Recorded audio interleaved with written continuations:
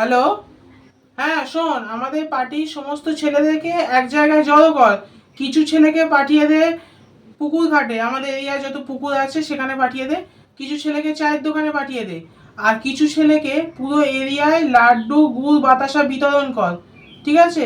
কে কোনটা খাচ্ছে সেখান থেকে আমরা কিছুটা ধারণা পাবো। আর পুকুর ঘাট আর চায়ের দোকানে কি আলোচনা হচ্ছে সেটা থেকে কিছুটা হাওয়া আমরা বুঝে যাব। ঠিক আছে? আর কোনো আপডেট পেলে বলবি আমাকে, আমি সবসময় আছি। রাখ। হ্যাঁ বলুন।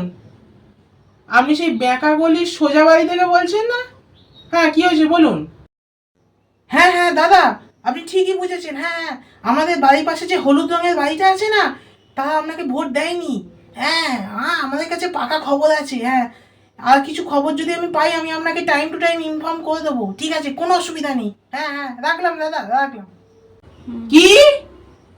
আমি ওদের দেখে নেব। ইয়ো!